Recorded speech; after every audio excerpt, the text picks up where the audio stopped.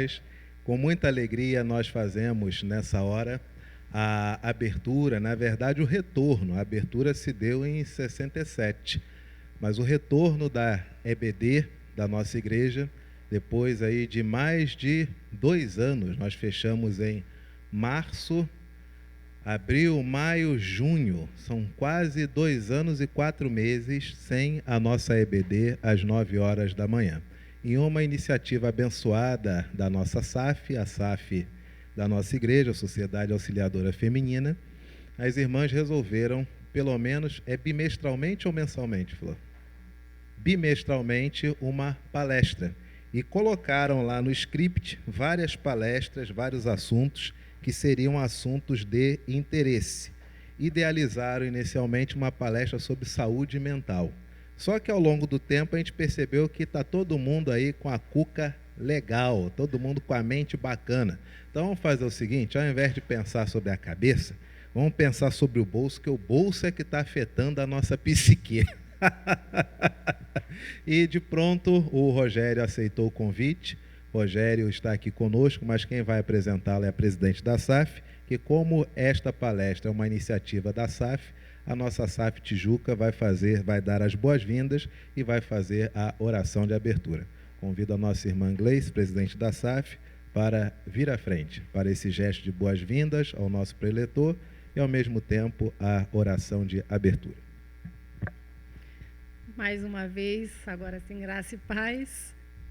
Deus abençoe vocês. É um motivo de muita alegria, realmente, de estarmos aqui recebendo o Rogério. Para mim, a alegria é imensa, porque eu sempre quis ouvi-lo falar sobre a palestra sobre finanças e eu não tive oportunidade. Mas agora, graças a Deus, aprove o Senhor trazê-lo aqui.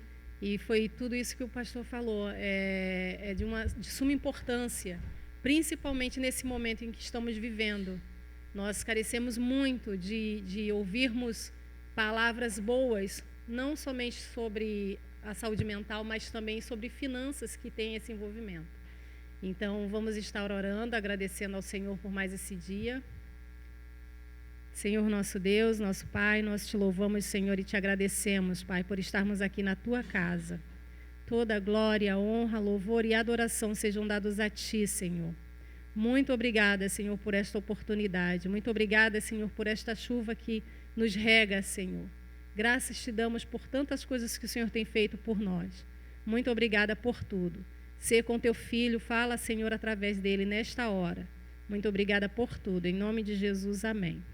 Passa a palavra agora para o Rogério Andrade. Obrigado, Gleice. Obrigado, reverendo Anderson. Para mim é uma honra muito grande estar aqui com vocês, conversando sobre educação financeira. Estou acompanhada da Hilda, minha esposa, que acho que a maioria conhece, da minha filha mais nova, Clarinha, que vai me auxiliar aqui. Tá? É muito legal ver, né, a igreja se importando sobre finanças. Né? A sociedade civil, como todas as instituições financeiras, as escolas, já vem demonstrando uma preocupação muito grande sobre esse assunto, e ver a igreja querendo ouvir um pouco sobre isso é muito bacana. Eu já devo ter passado por volta de umas 20 igrejas falando sobre educação financeira. Teve há um tempo atrás, nós fomos parar em Silva Jardim, né, Hilda? Falando na Igreja Batista Memorial sobre isso. Né? Então é muito bacana a gente estar aqui conversando sobre educação financeira com vocês. E por que existe essa preocupação com educação financeira, sobre finanças? Porque é inegável, tá, que problemas financeiros afetam a sua saúde, afetam a saúde das pessoas. Você tem insônia, você tem irritabilidade, você tem doenças estomacais, você tem dor de cabeça, você não consegue se concentrar, parando só aí. E também é um dos principais motivos de separação nas vidas de casais. Tá? E pesquisas indicam isso.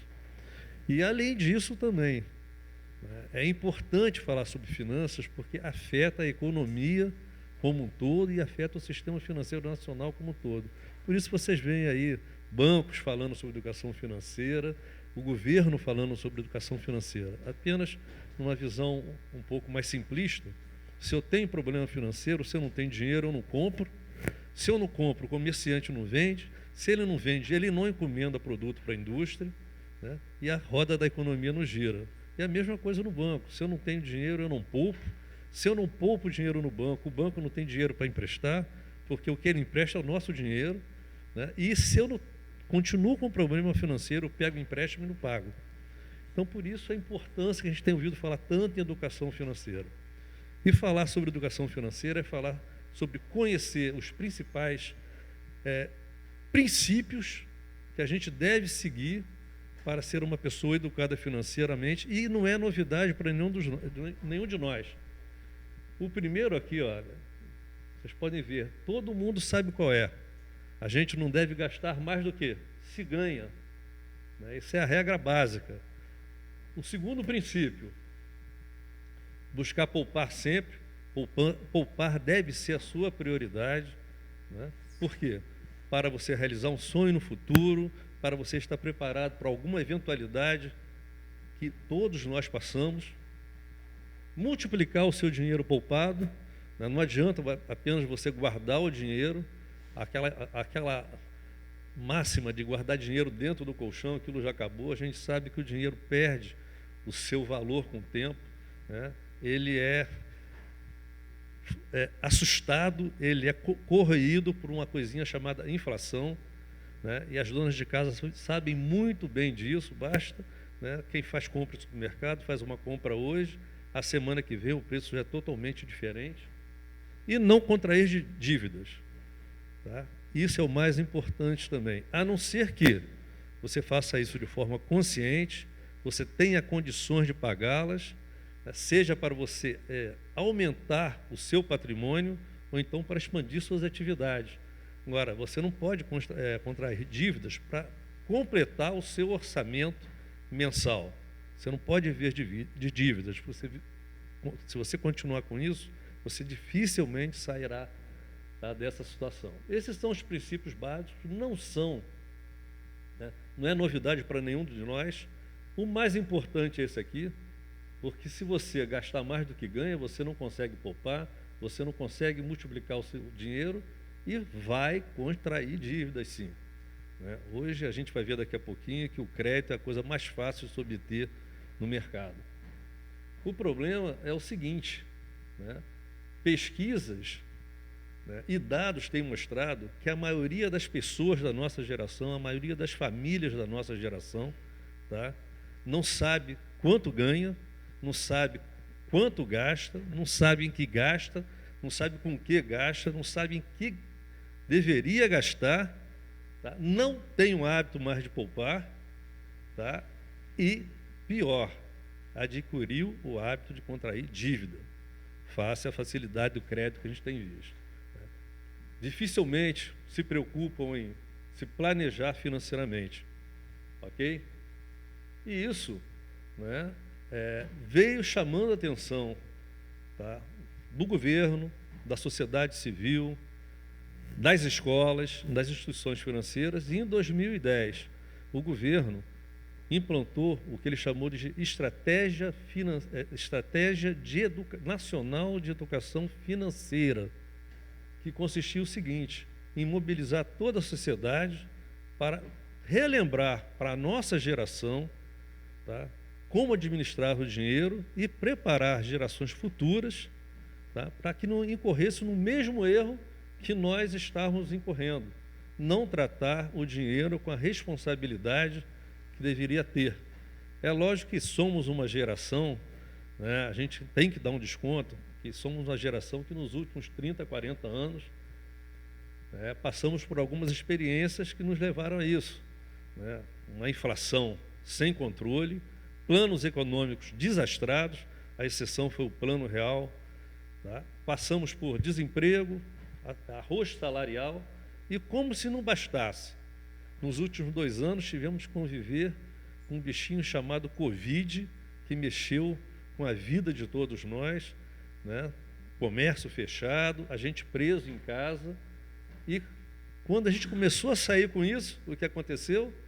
Uma guerra lá do outro lado do mundo, lá na Ucrânia com a Rússia, que afeta o nosso bolso também, porque são exportadores de petróleo, são exportadores de fertilizantes para o agronegócio, tá? E o petróleo, principalmente no Brasil, é a mola mestra que movimenta a economia. 70%, tá, do escoamento de nossa produção é feito através de rodovias.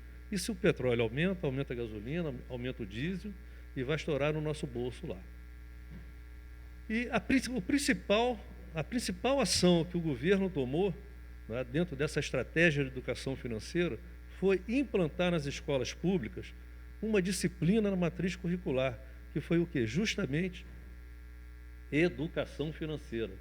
Eles começaram a ensinar para o ensino fundamental, para o ensino médio, alunos de 13, 14 anos, como tratar o dinheiro.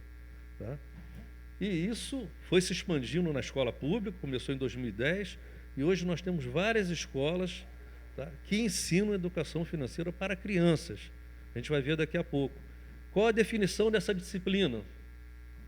O objetivo é conhecer e respeitar os princípios sobre como não gastar mais do que se ganha.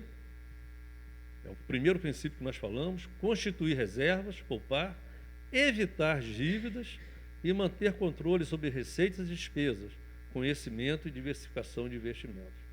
Tá? E já é uma realidade, né, como educação financeira para as crianças. Tem uma reportagem aqui do Globo. Volta essa tela, é legal. Resumindo aqui, é consumir, ensinar como consumir, como poupar, planejar a vida financeira, administrar bem o dinheiro para manter a vida em equilíbrio e mostrar opções de investimentos disponíveis. E essa aqui é uma matéria do Globo, tá, falando justamente isso, o ensino da educação financeira nas escolas. Ó, educação financeira se aprende também na escola. Na Tijuca, nosso bairro, eu sou morador daqui, crianças guardam dinheiro para realizar sonhos coletivos, mas conceitos de economia devem ser reproduzidos em casa. Isso é uma coisa que a gente tem que praticar com os nossos filhos. Você falar sobre dinheiro, sobre finanças com seu filho, você, no mínimo, está exercitando, você está instruindo a ele, está colaborando para a formação do caráter do seu filho, para mostrar os valores, participar dos princípios éticos que ele deve ter e o senso de responsabilidade no trato com o dinheiro. Ele vai ver que, se você tem um cuidado com suas finanças, certamente essa criança, quando for tratar de dinheiro lá na frente, ele vai se lembrar disso. Isso, inclusive, é bíblico, né? Ensina a criança no caminho que deve andar e aonde, quando for velho, se lembrar dele, não é isso? Então, vejam bem o seguinte, olha, na Tijuca nós temos escolas falando sobre isso e temos já ensinamento de educação financeira de forma lúdica para crianças mesmo. Temos vários artigos, vários livros sobre isso. Aqui, olha, As Sementes da Riqueza, são livrinhos, está vendo? Para crianças de 9, 10, 11 anos. Crise Financeira na Floresta, Poupança, Educação Financeira, acho que tem mais alguns aqui. Almanaque do Maluquinho, Pra Que Dinheiro? O Menino, o Dinheiro e a Formigarra. Ganhei um dinheirinho, o que eu posso fazer com ele? Então é isso aí. Tem que falar, é preciso falar de dinheiro com as crianças também, para você contribuir para a formação de uma nova geração que não caia no mesmo erro que a nossa vem cometendo. E quais são as principais ações que a gente deve ter, tá, para começar a constituir uma estabilidade financeira na vida? São duas apenas. A primeira delas, ó, também todos nós sabemos, manter um estilo de vida compatível com a sua condição financeira. O seu estilo de vida tem que ser compatível com aquilo que você tem, né, com aquilo que o seu vizinho tem, com o seu amigo tem. Tá? Você tem que manter esse estilo de vida e procurar crescer. Claro, isso aí tem que ser a meta de todos nós. E planejar a vida financeira. Planejamento é fundamental, tá, para você começar a administrar as suas finanças. Né? O que é planejamento? É você prever o futuro para realizá-lo ali na frente, e quando você planeja, você faz isso de uma forma mais tranquila, gastando menos energia. E planejamento, gente, faz parte, embora a gente não perceba, tá, da nossa vida no cotidiano. Você, para estar aqui hoje às 9 horas, você planejou para isso. Você foi dormir uma determinada hora ontem, definiu a hora que você ia acordar, né? Tomou o seu café, escolheu a roupa para vir, definiu se viria de carro, de táxi, se viria a pé, qual a rua que você usaria para estar aqui às 9 horas em ponto. E se você se planejou, você fez isso gastando muito menos energia. Se você não planejou, você também chegou, mas eu garanto que você deve correr em algum desses passos. Então, planejamento faz parte da nossa vida. E agora, no dia 7 de junho, saiu uma reportagem bastante interessante no Globo, se tiverem condições de recuperar isso, falando sobre planejamento. Tá? O título é esse aqui, ó. A importância do planejamento na vida para ser feliz. Tá? Tem um estudo que foi feito que diz que quando você se planeja para qualquer coisa, você melhora o seu humor, você aumenta a sua motivação, você diminui a sua irritabilidade, você aprende a ter paciência e você é mais feliz.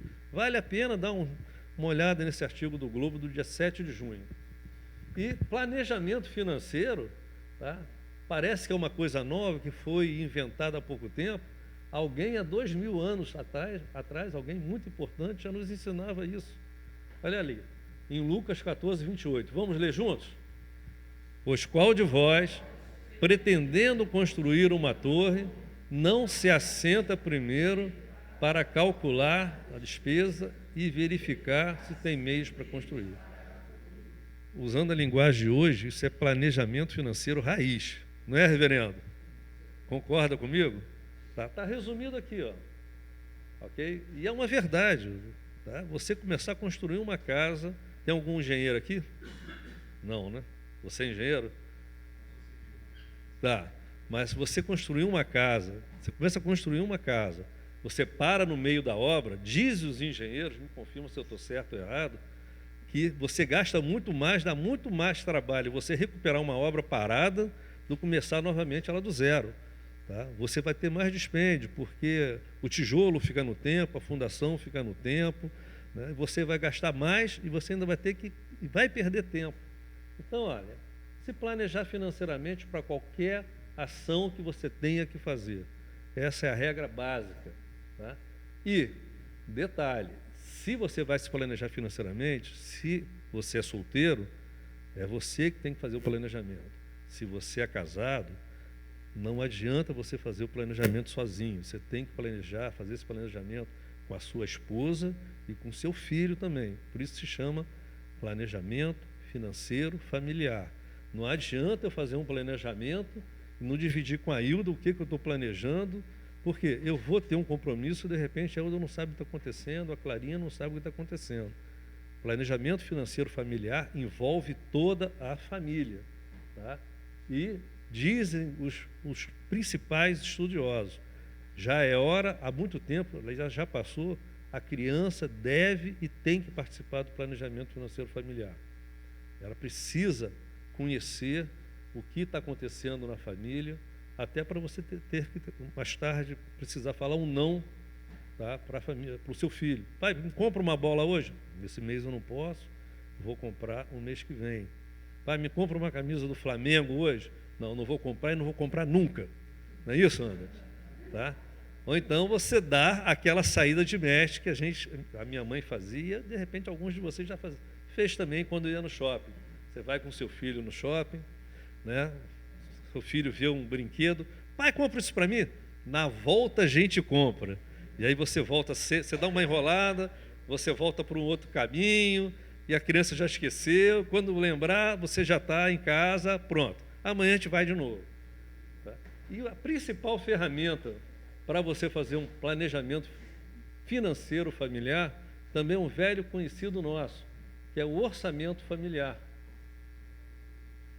Eu trouxe aqui, vou distribuir para vocês esse modelo, não se preocupem em olhar a tela, está pequenininho. Esse orçamento foi um orçamento que eu fiz ontem à noite, eu fiquei imaginando o que eu poderia colocar de receita, de despesas, né? E a gente vai conversar um pouquinho, porque isso aqui é fundamental para um planejamento financeiro familiar, você fazer um bom orçamento. Tá? Eu dividi em partes aqui para ficar mais fácil da gente entender. na parte de receitas, veja que são 3 itens só, tá vendo? Receita é bem pequenininho, tá? Ó, você coloca, isso aí, gente, ó, tem vários modelos na internet, tá? Você não precisa ter computador, tá? O meu pai fazia isso numa folha de papel, o pai da Hilda eu via fazer isso num livro, com caneta tinteiro, era um hábito que os nossos pais, avós tinham e que, de repente, muitos de nós perdeu. Então, olha, a primeira parte do orçamento, a gente coloca sempre quanto a gente ganha, receitas extraordinárias, outros especificar, tá? O que eu ganho, o que eu imagino ganhar naquele mês. Eu coloco no item aqui, ó, de previsto. Tá? Eu vou explicar por que a gente está com 3 meses aqui. Então, antes de começar o mês, eu coloco aqui quanto que eu imagino que eu vou ganhar, tá? Se eu vou ter receitas extras, se eu vou ter algum extra. E na outra parte, vamos lá, Clara, eu começo a relacionar aqui tudo que eu tenho de despesa. Isso aqui, eu comecei a imaginar alguns itens, né? É claro que a gente não tem todos esses itens, é claro que tem itens aqui que você não tem e que tem itens que não estão aqui que você tem. Você começa a listar aqui, financiamento imobiliário, aluguel, condomínio, água, luz, telefone fixo, celular, TV a cabo, internet, supermercado, feira, padaria, gasolina, transporte, farmácia, seguro de vida, que é muito importante, seguro do carro, seguro do imóvel, imposto de taxas, IPTU, plano de saúde, escola, faculdade, curso, manutenção da casa, tá? Manutenção do carro, academia, clube, cartão de crédito, empréstimo, restaurante, cinema, teatro, viagens e outros. Você começa a relacionar aqui, né, o que você imagina que você vai gastar naquele mês com esses itens ou outros que você vai colocar. E durante o mês, à medida que forem acontecendo, você vai lançando do outro lado aqui. Tá, ok? Para ver o quê? Se o que você planejou, tá, realmente aconteceu. E se não aconteceu, é hora de você ver o seguinte, se não aconteceu, por quê? Se eu planejei, por exemplo, gastar R$200 de água e gastei 300, o que aconteceu para ter esse aumento? Se eu planejei gastar R$200 de luz e gastei 500, o que aconteceu? Tá? Eu tenho deixado equipamentos ligados, estou com problema na aviação. Isso você consegue comparar aqui, né? E é importante também o seguinte, olha, você comparar sempre pelo menos 3 meses. Deixa a planilhinha lá feita, quando chegar no outro mês você faz a mesma coisa em junho, porque isso também vai te possibilitar ver o seguinte, olha, imaginei gastar R$100 de celular, tá? Gastei em maio 100, em abril 100, em maio 200, em junho 150. Vou averiguar por que eu não fiquei com essa despesa fixa, por que ela aumentou. E se ela aumentou, o que eu preciso fazer para diminuir? E se ela diminuiu, parabéns para mim, significa que eu estou economizando. Tá? Então, você coloca na primeira parte do orçamento financeiro familiar as suas receitas, né?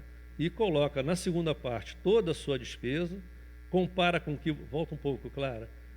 Compara com o que você imaginou, tá? Compara com o que você realizou, compara sempre com 3 meses, tá? Para você ver se você está no caminho certo ou se você precisa consertar o seu orçamento.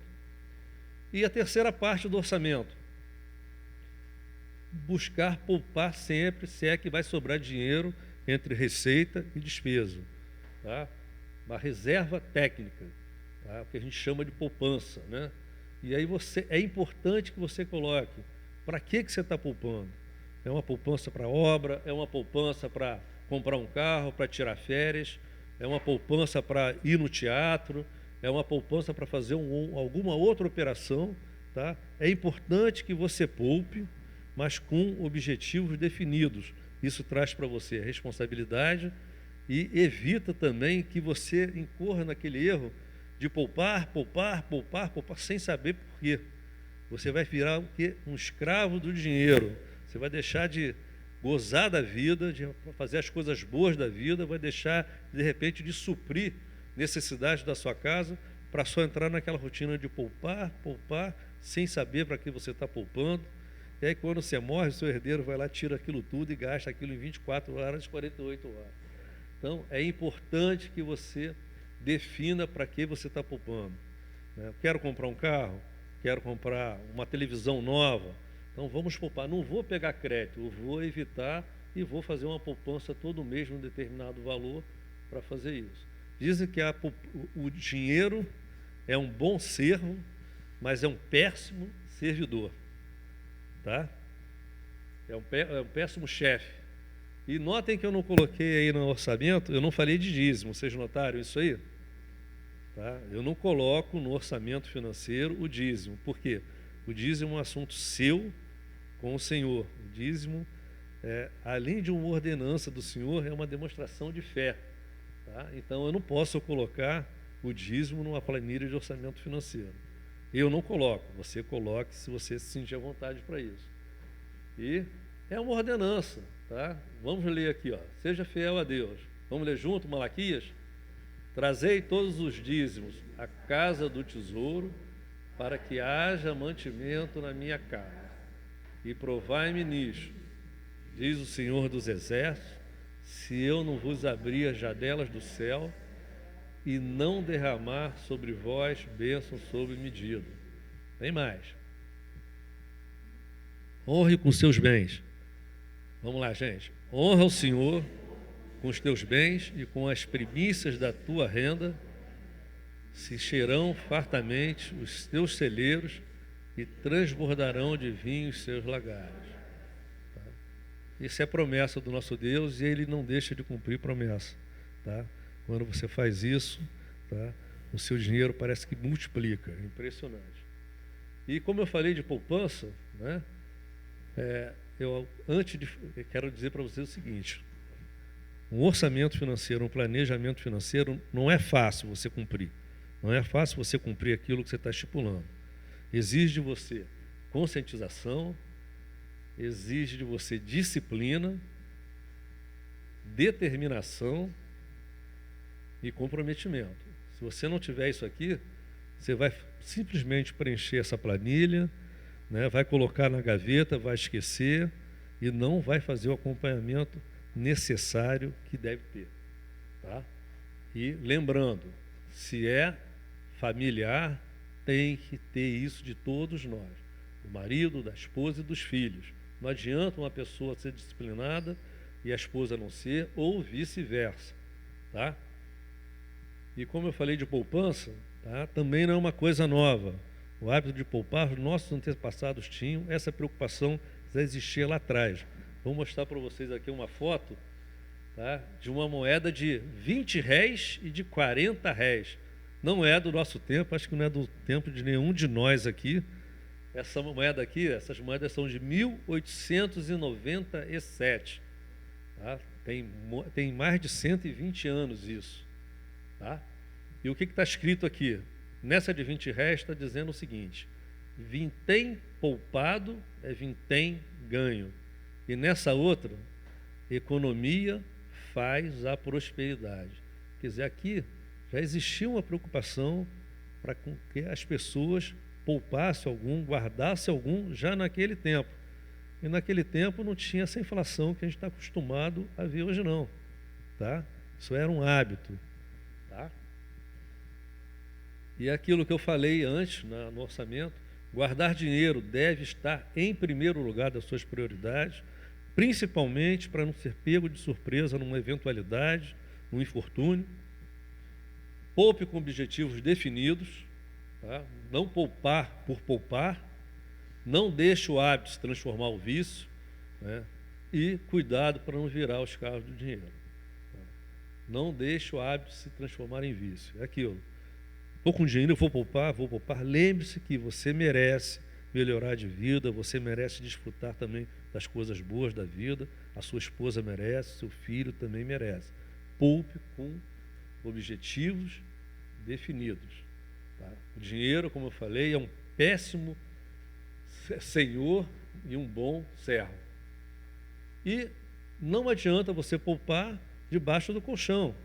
Tá? Você tem que multiplicar esse dinheiro. E você multiplica fazendo o quê? Investimentos financeiros. Tá? Para quê? Garantir a manutenção do poder de compra do dinheiro.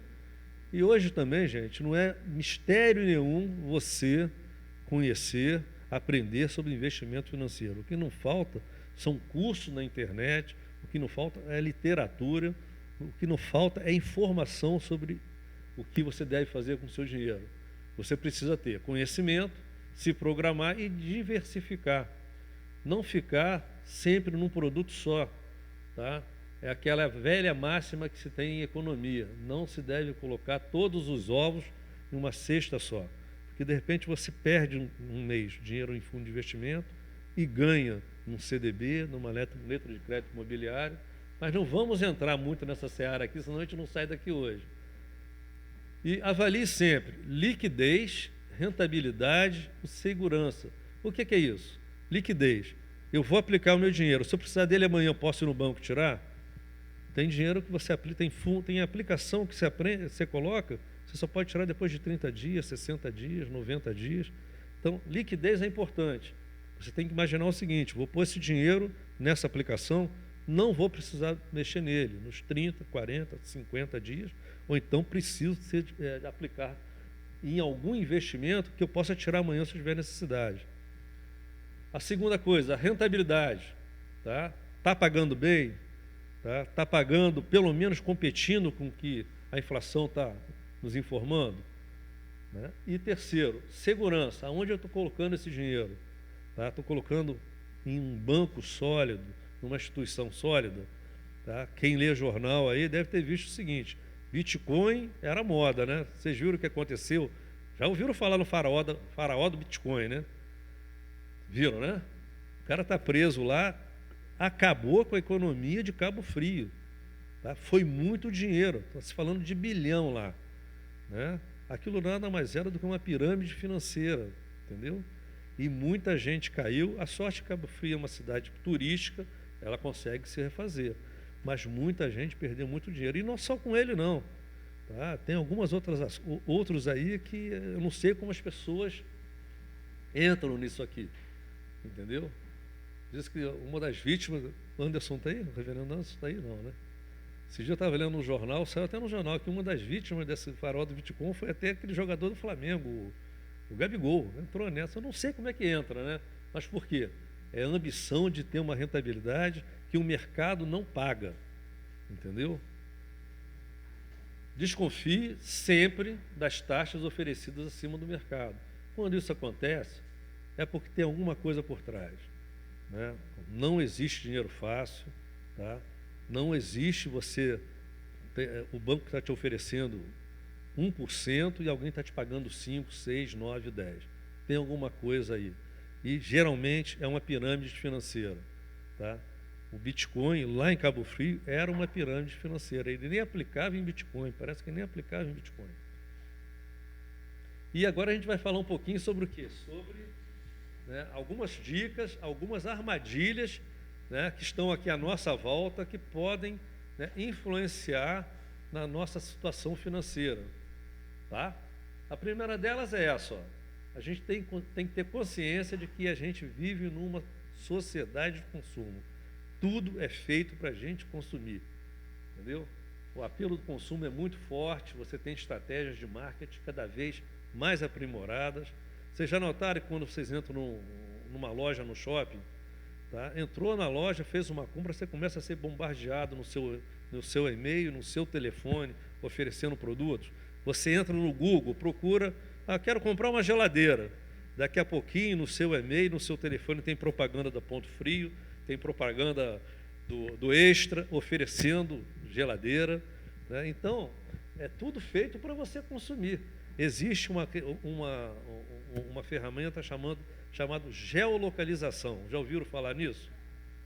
Você passa em frente, e a gente usa, eu sou da faculdade presbiteriana, e a gente usa isso também, que é uma forma de você fazer propaganda. Você passa em frente à faculdade, daqui a pouquinho no seu celular, começa a apitar ali propaganda da Faculdade Presbiteriana Mackenzie. Entendeu? Então você está sendo cercado de marketing para você comprar e para você escolher aquilo que é melhor para você e nem sempre aquilo que você precisa.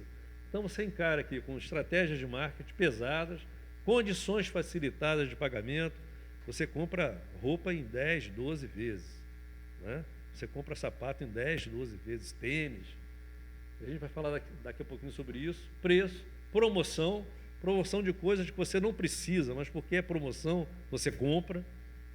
Pontos estratégicos de vendas e embalagens atrativas. Embalagens, inclusive, é o seguinte, embalagens coloridas, isso é uma estratégia de marketing, chama atenção. Você está passando, viu um vermelho diferenciado, viu um amarelo diferenciado, isso chama a sua atenção.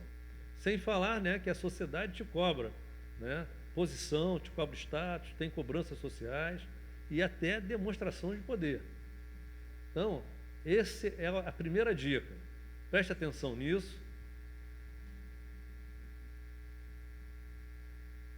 Pergunte-se, é realmente necessário comprar ou é um impulso momentâneo? Eu preciso realmente fazer aquela compra naquele momento? Existe produto similar que atenda às nossas necessidades? De repente você está comprando um produto que você tem um mais barato, com a mesma qualidade, só não tem a fama que aquele produto tem. Tá? E cartão é igual a preço à vista? Tá? Negocie o preço, pechinche. Esse é um hábito também que a gente perdeu, né, que os nossos pais, avós faziam sempre. Meu pai, inclusive, que pechinchava de preço não era fácil. Eu tive agora uma experiência lá na faculdade. A gente faz uma reunião toda semana e antes da reunião da minha coordenação, eu sou coordenador administrativo e financeiro da faculdade, a gente faz uma devocional e a gente faz um louvor, a gente canta um louvor.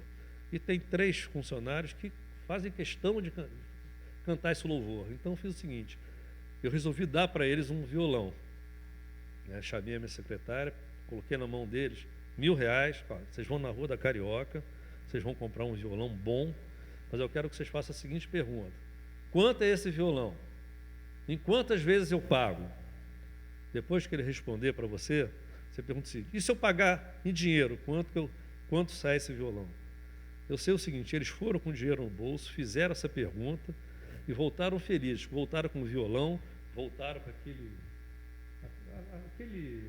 coisa de pendurar o violão no seu nome, né? Voltaram com um cabo para conectar na caixa de som pelo preço do que era o violão, tá?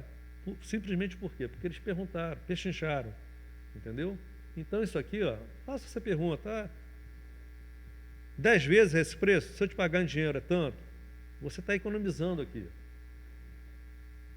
Tire proveito das liquidações, fique de olho nas ofertas, né? Existem aí, ó, casos de preços que chegam a 40% de diferença. Olhe sempre jornais, revistas, internet, pesquise onde comprar, entendeu? Vale a pena, vai sair para comprar uma televisão, entra na internet, aonde tem, tá? Vale a pena comprar pela internet, geralmente é muito mais barato que você comprar, tá, na loja. E aqui é a definição de consumismo, que resume tudo que a gente está falando aqui, ó. Consumismo é comprar o que não precisa, com o dinheiro que não tem, para impressionar pessoas que não conhece, a fim de tentar ser uma pessoa que não é. Essa foto aqui ilustra bem aqui, ó, uma casa de madeira, faltando o telho, mas o camarada tem um Mustang amarelo e tem Sky na casinha dele aí, ó. Tá bom? A outra armadilha é essa aqui, ó, sedução do crédito. Hoje todo mundo tem crédito, né? Crédito, você chega em banco, se apresentou, abriu a conta, a primeira coisa que acontece é colocar à sua disposição crédito, né? E aí você tem aquela lance das famosas prestações suaves, e o foco não é esse. O foco é você primeiro saber o seguinte: quanto você está pagando de juros nisso? E avalie, não é melhor poupar e comprar à vista do que entrar numa dívida? Tá? Dívida, como eu falei lá no início, primeira coisa, você tem condições de pagar, tá? Vai aumentar o seu patrimônio, vai expandir suas atividades, tá? Eu estou fazendo isso de forma consciente, mas a sedução do crédito, a facilidade de você obter crédito hoje, tá? É uma coisa impressionante. Eu, antes de ser da faculdade presbiteriana, eu trabalhei 35 anos como gerente de banco. Tá? Eu lembro lá atrás, em 1978, 79, 80, 81, para você conseguir um crédito em banco, você tinha que, no mínimo, ter 2 avalistas, você tinha que ter patrimônio, tá? Era uma complicação e você levava assim, pelo menos uma semana para obter um crédito. Hoje você chega no banco e em 10 minutos, e até pela internet, você consegue dinheiro. Tá? O crédito, como eu falei, é um poderoso instrumento para viabilizar sonhos e projetos, aproveitar oportunidades de negócio, expandir a atividade.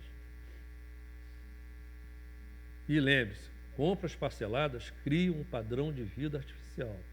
Tá? Quando você está vivendo, tá, de compras parceladas com crédito, você não está vivendo com o seu dinheiro, você está vivendo com o dinheiro dos outros, e isso vai ter uma cobrança forte lá na frente. Sem falar o quê? Que vai fazer parte do seu orçamento. Você vai ter que incluir no seu orçamento, lá em despesa, pagamento de crédito tomado. A outra armadilha é esse aqui, ó, cartão de crédito. Todos nós temos. Tá? É o seu melhor ou pior instrumento financeiro. Por que é o melhor? Você compra no cartão de crédito, você tem 40 dias para pagar, você tem benefícios, você tem pontos para trocar por produtos. Tá? Agora, ele é bom se você pagar a fatura à vista. Tá? Se você parcelar, é o tipo de dívida que dificilmente você vai deixar de ter uma certa continuidade. O cartão de crédito hoje, ele é responsável pela maior parte de endividamento das pessoas e das famílias. Tá? E o cheque especial também, né, a regra número 1 é o seguinte, não faz parte do seu salário. Tá? Tem gente que está acostumada a viver com cheque especial. Hoje também o cheque especial perdeu a sua essência. Tá? Lá atrás, quando ele foi inventado, eu lembro que o cheque especial era para caracterizar você como um cliente especial do banco.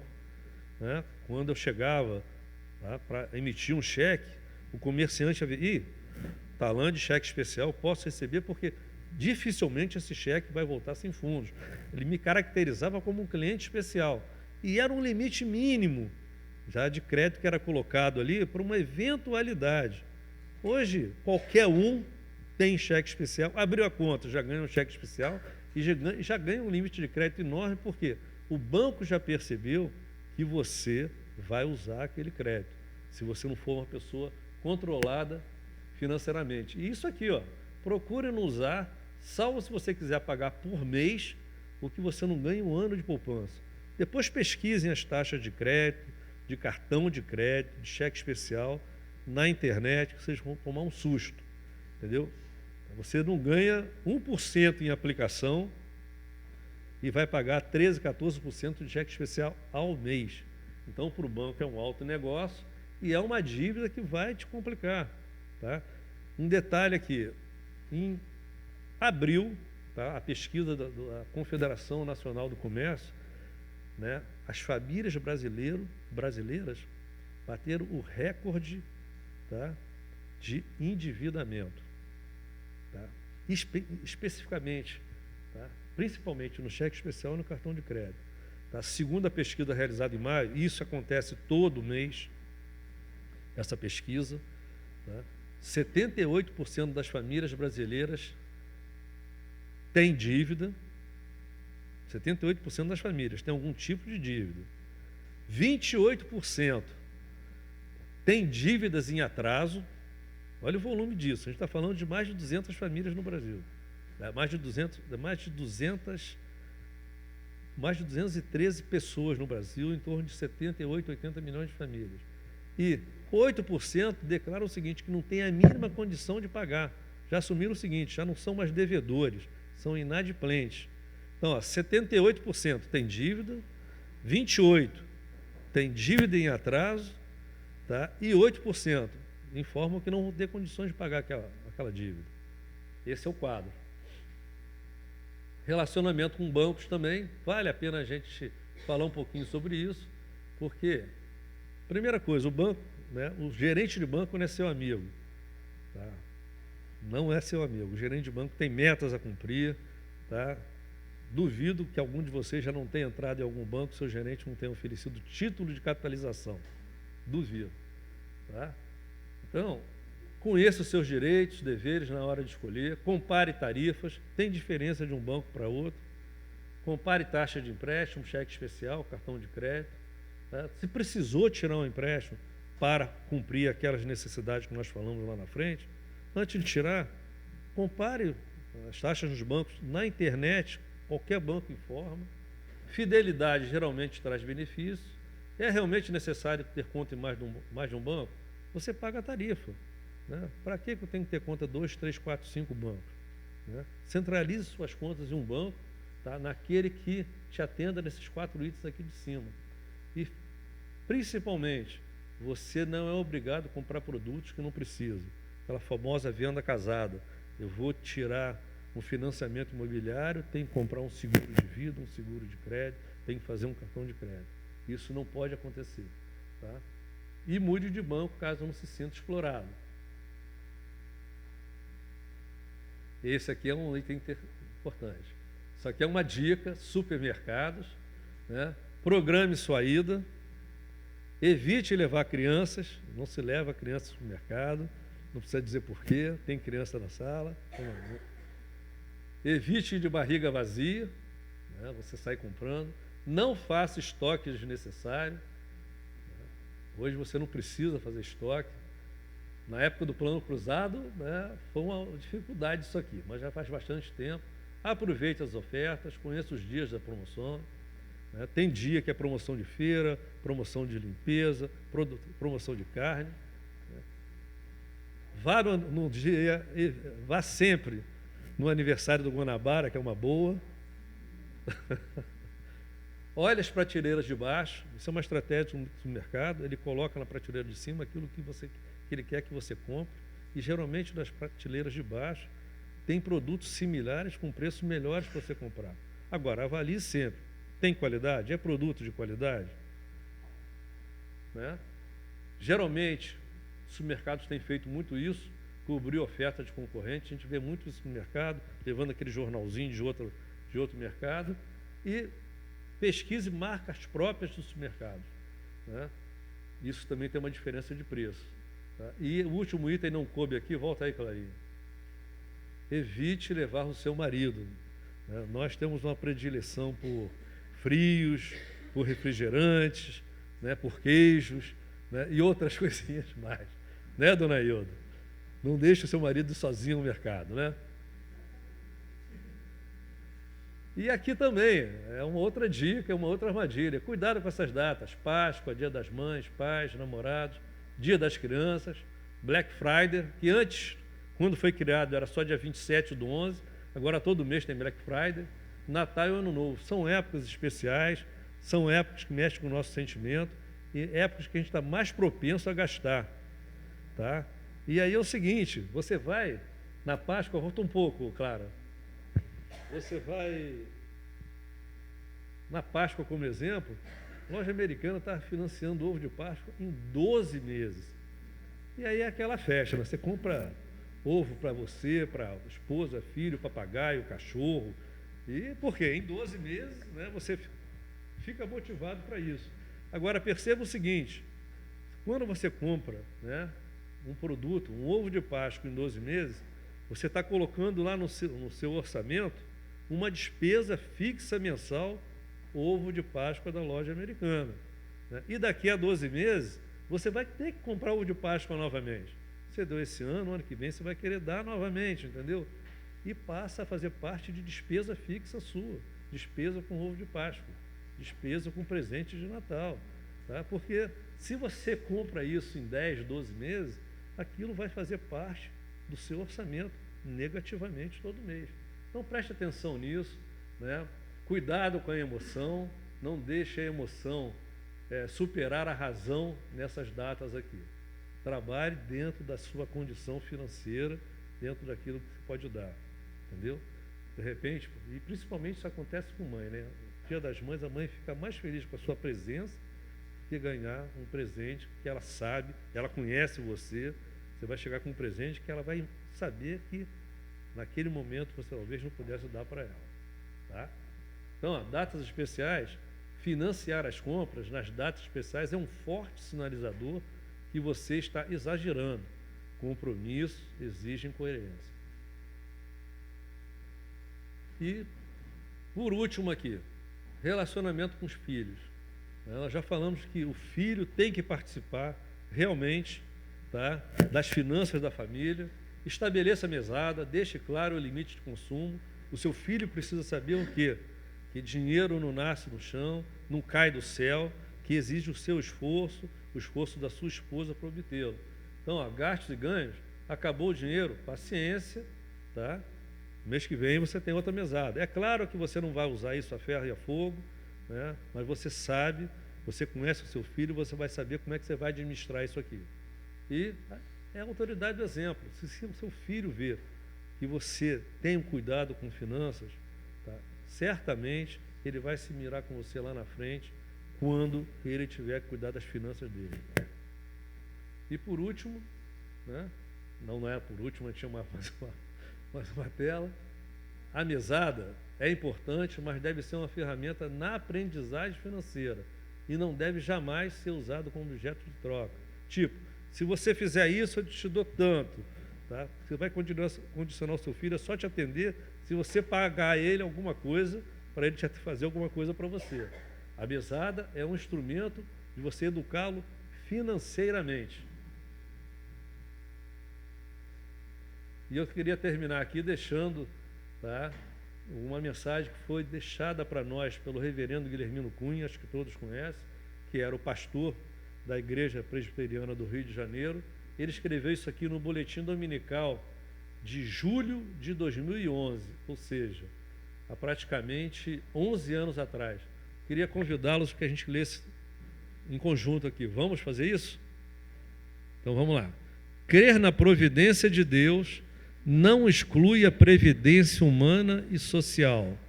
A mão que economiza é uma mão que não pede. É o lema da Caixa Econômica Federal.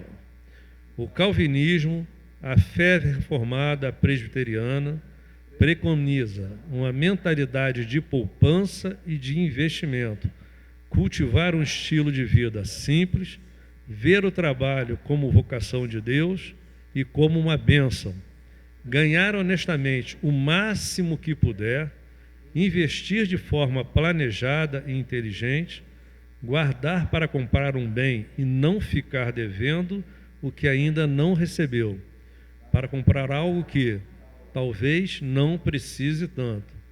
O endividamento e os apertos financeiros, para quem tem caráter, é uma fonte de ansiedade. Quero agradecer aqui a oportunidade. Eu corri bastante, porque geralmente a gente faz essa palestra em 2, 3 aulas, né? E eu tive uma aula só hoje para fazer, mas acho que deu para vocês terem uma ideia do que a gente tentou passar para vocês aí. Tá bom? Anderson, obrigado. Gleice, muito obrigado, tá? Rogério, tira uma dúvida. Existiram tópicos que não foram tratados aqui hoje? Você ainda tem outros tópicos que pode tratar? A gente correu bastante, né? Em função do tempo. Né? Não falamos sobre investimentos financeiros. Se a gente fosse falar sobre isso agora, a gente não ia sair daqui hoje. Né? Acho que tem várias perguntas. A gente não abriu aqui para perguntas. Está na hora do culto, entendeu? Mas eu acho que o recado foi dado. Eu acho que Perfeito. As pessoas entenderam, né? Bom, a nossa SAF, ela tem uma agenda onde bimestralmente ela se propôs a trazer palestras de utilidade pública para toda a igreja. E nós queria convidar o presbítero emérito Elias Freitas para vir à frente. Nosso presbítero é o superintendente da nossa Escola Bíblica Dominical, onde em dezembro do ano passado nós fizemos as indicações, ainda não havia nem... Tudo bom, meu querido? Onde não havia nem a expectativa de quando nós poderíamos retornar à EBD. No entanto, fizemos as indicações e, graças a Deus, retornamos hoje. Por isso, ele vai fazer a oração de encerramento, mas, ao mesmo tempo, fica a consulta, a SAF e a nossa EBD, porque a SAF ela tem uma palestra prevista para daqui a 2 meses, né? E aí fica a consulta, se nós podemos aproveitar que a palestra do Rogério ainda tem itens a serem desenvolvidos, se de outra oportunidade a diretoria pode convidá-lo para a sequência, né? Acho que é uma consulta que cabe, o assunto ainda fica na memória, a palestra foi gravada, vai ser vinculada, né, se o Facebook não nos cortar, vai ser vinculada no Facebook e no YouTube, mas fica a consulta. A SAF entende que isso é possível? Perfeito? A nossa EBD?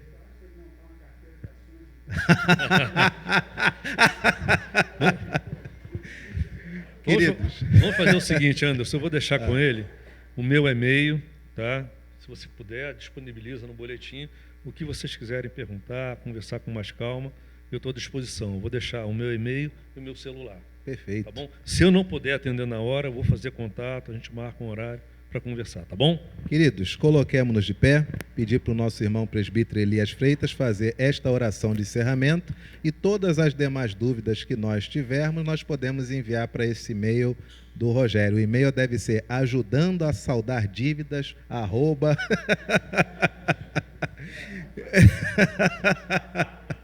E vamos então, a nossa SAF vai entrar novamente em contato e ver uma outra data para que o Rogério possa dar sequência a essa palestra tão oportuna. Oremos.